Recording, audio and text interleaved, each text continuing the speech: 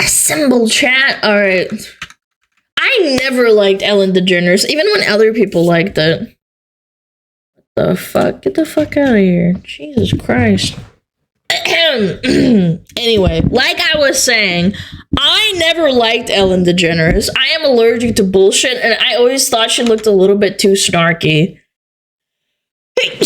Excuse me. Ew!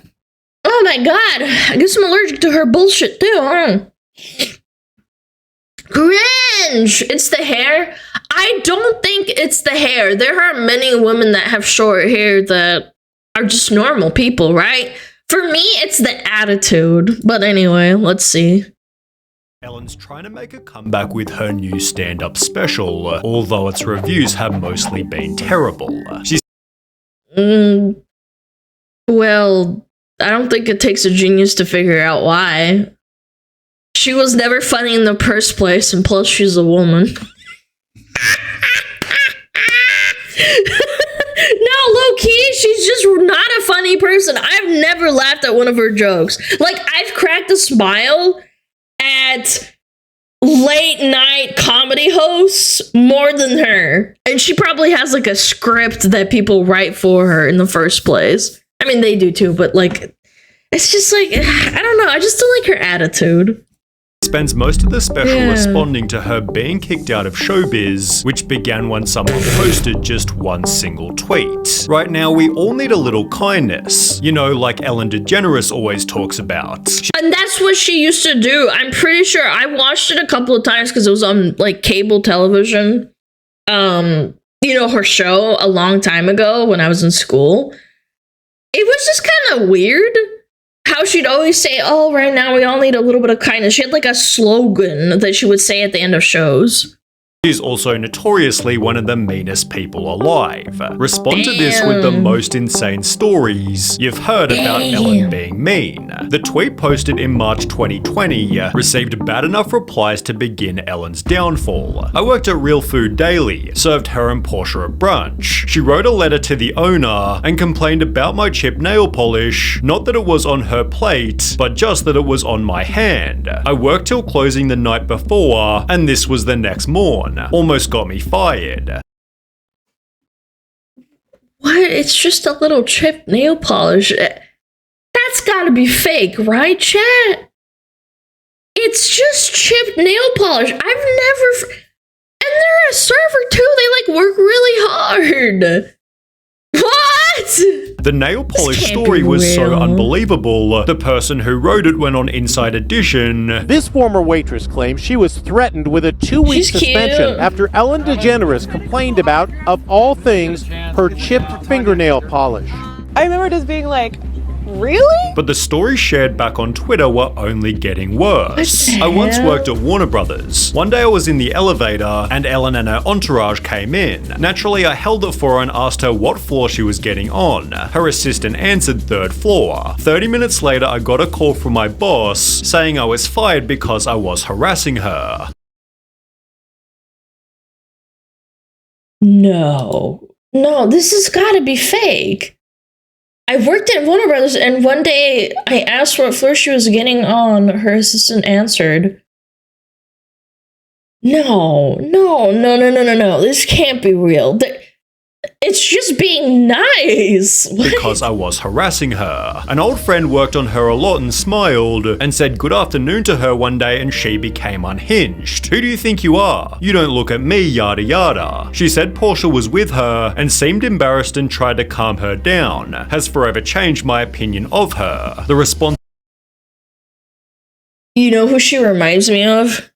Yuki Violetta. You know, like, the old people say hello to you on the road and you start having a mental fucking breakdown. What the frick? These old white people saying hello to me, grrr! Except she's, like, actually doing it. I don't know, Yuki's a real person and they said that they actually think like this, so I don't know. I'm being a sentences went on and on and on, all of which So being many compared to Ellen's stories. classic catchphrase. I always end each show by saying, be kind to one another. Audience It's just like I remember. I remember seeing this on cable. member Dana DiMatteo then went public with her degrading experience on the show. They tell you, you can't be smarter, funnier than Ellen. She's the comedian and the star, not you. Don't be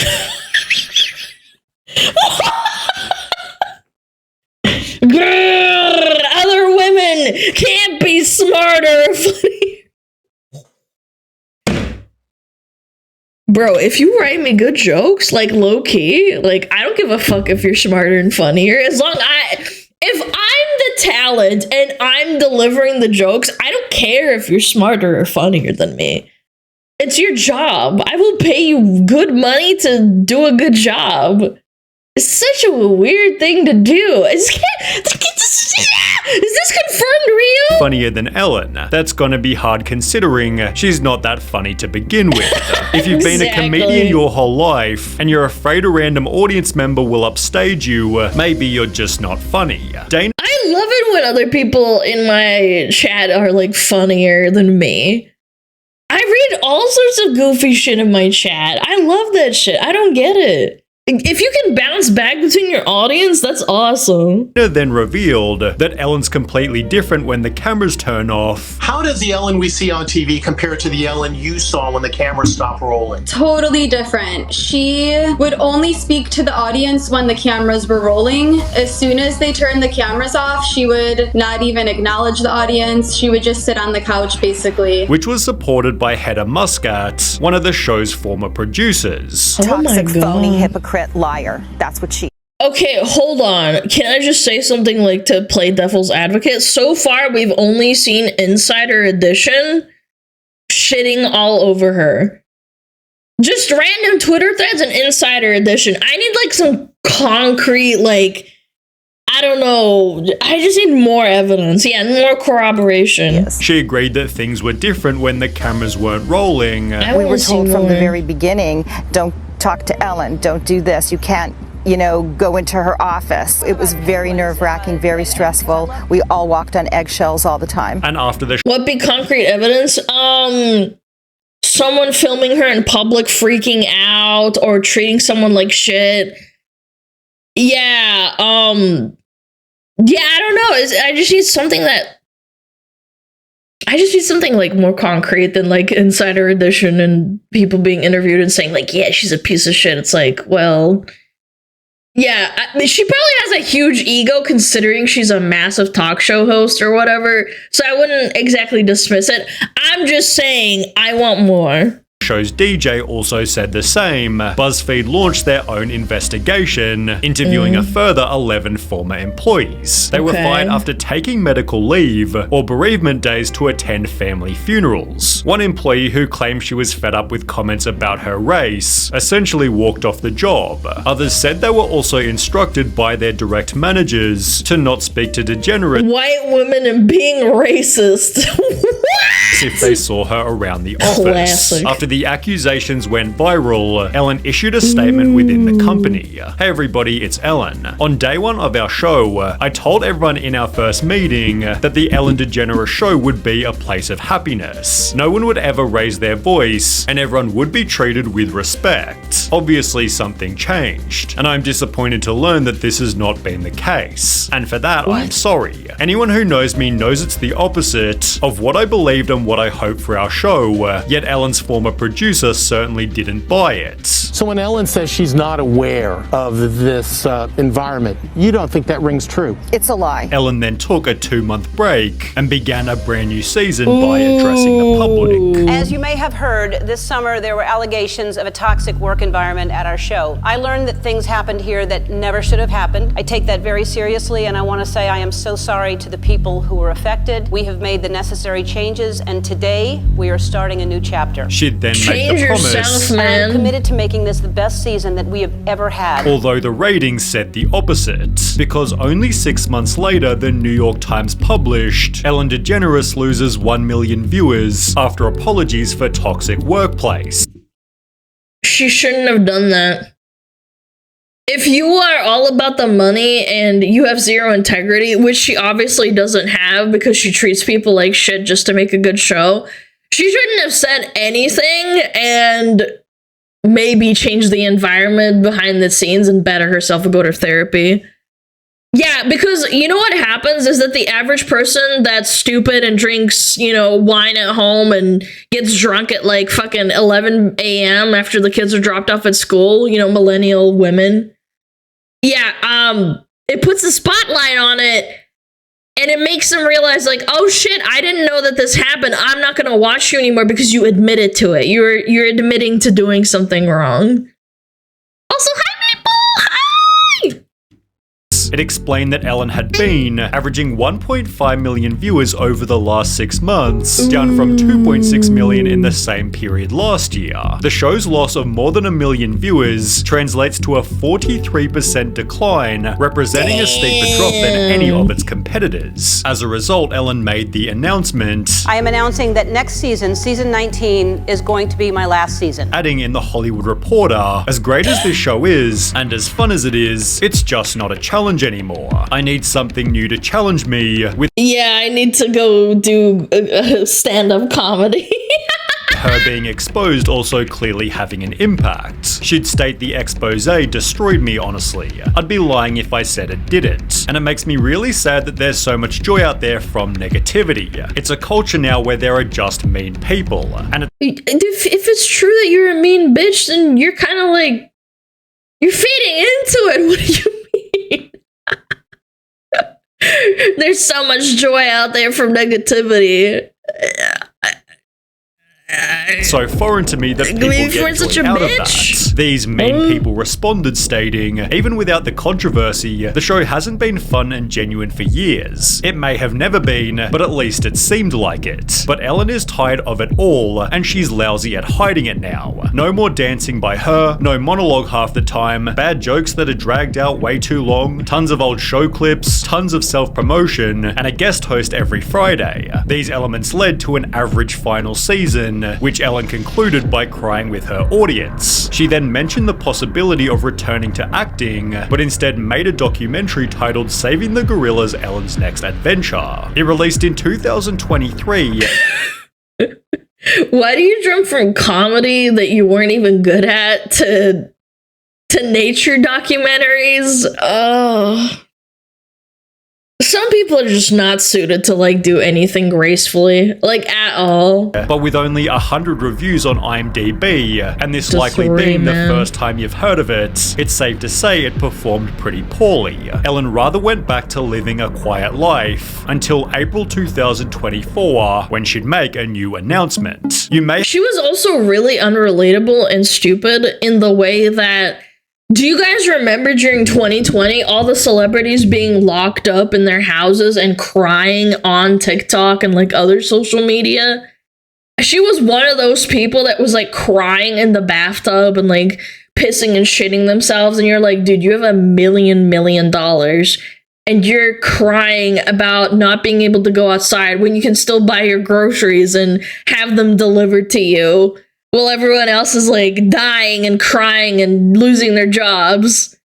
That's what that's what I can kind of believe with the disingenuousness, is that she's just bad at hiding it from everyone else, that she's an ugly person on the outside and the inside. She's just not as good at it anymore as other actors can be.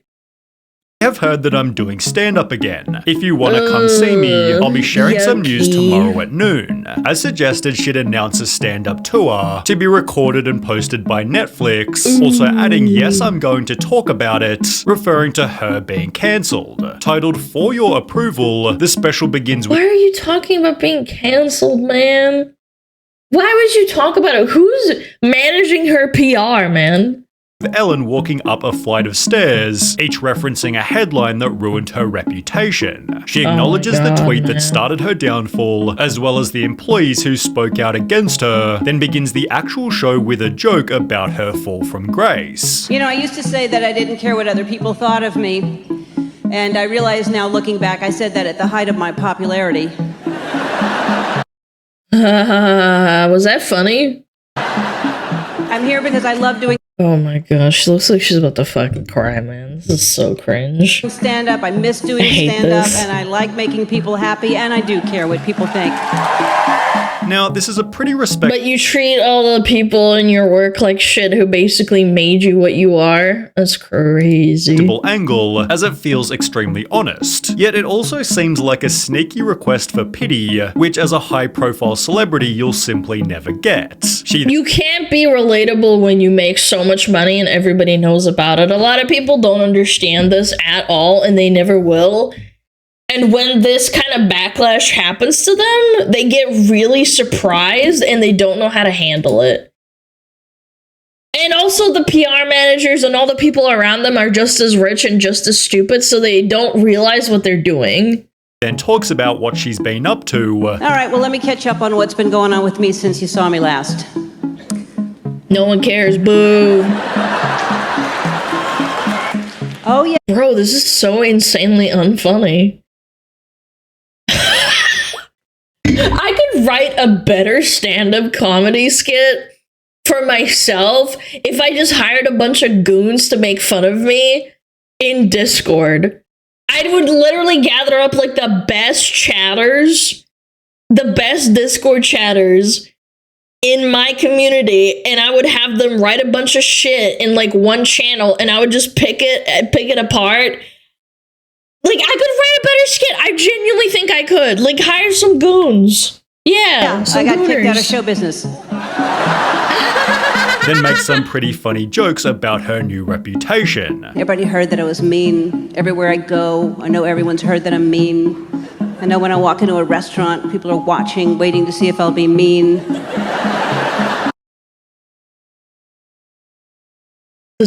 This feels like an alien wrote this, like a lizard reptilian person, and the dead stare is really not helping, chat. Oh, look, she's reaching for butter. What the fuck? I thought she was gonna hit somebody. Like, are you admitting that you're... What? Dude. On the contrary, Alana, it's normally funny. This is boomer humor. I genuinely don't believe that because boomer humor actually cracks a smile out of me.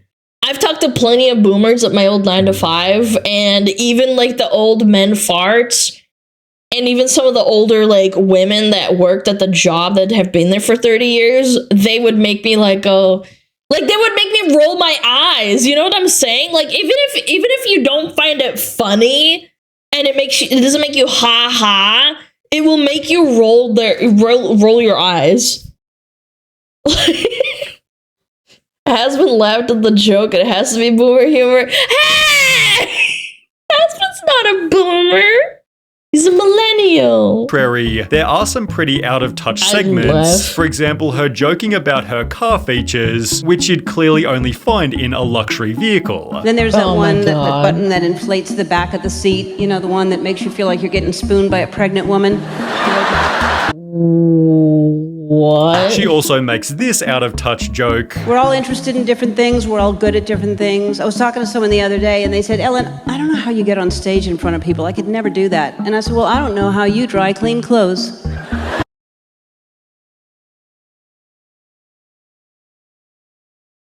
I've never been to a dry cleaner in my life. I think my parents might have, but I've never been to one. How is that relatable? But as an overall, the special isn't terrible. Its audience rating of 5.4 stars feels fairly accurate, although as you might expect, simply because it's Ellen, the articles written about it have been pretty brutal. Ellen DeGeneres' unfunny Netflix special leaves so much unsaid. Ellen DeGeneres lets herself off the hook in self-indulgent Netflix special. Ellen DeGeneres is unapologetic, unrelatable, and totally insufferable in her new Netflix special. That's what I'm saying, man. You can be relatable. Like, Keanu Reeves makes millions of dollars and he still takes the subway and goes to local coffee shops and talks to people even though he's fucking stinking rich. You can't. there's plenty of comedians who have millions of dollars who still make relatable jokes because it's funny. It's funny having common ground with everyone, no matter what race, creed, religion you have. That's the whole point of comedy. They'd write, the problem with For Your Approval, aside from the fact that it's almost never funny, is that it feels so disingenuous, so calculated to rehabilitate an image and preserve that triumph for prosperity. I'm just surprised that there's no one that could have written her, like, a better script. Maybe she bullied everyone away. They could have done that. The article stated it's one of the weirdest stand-up shows in recent memory. Half observational punchlines, half closing argument in a trial, featuring DeGeneres as her own defense attorney. Neither half works on its own. Taken as a whole, it's an exhausting mess. They'd also add self-awareness is different from taking responsibility. DeGeneres offers no apologies or even explanations for her behavior. Yeah, that's also, like, true. Everyone has bad days, but if you're a dickhead all the time, people are gonna be like, why the fuck are you a dickhead all the time? Ugh. Yet in other more favorable reviews, unapologetic was used as a positive. I like the fact that she's rather unapologetic. It's highly refreshing and a woman wrote this, bro. honest. This extreme divide can be seen by the audience reviews on Google. There's almost an equal amount of 1 and 5-star ratings, a sad representation of the black and white thinking that plagues the internet so heavily today. Oh my god, so true. I don't know, I find it really hard to relate to 99% of all celebrities. That was fun though! Yay! We love Ellen DeGeneres. She's totally not a bitch. Oh my gosh. Chat, would you watch it? Like, if someone paid you to go watch it, would you go watch it? I don't know. I'd probably just sit there with a blank face the whole time.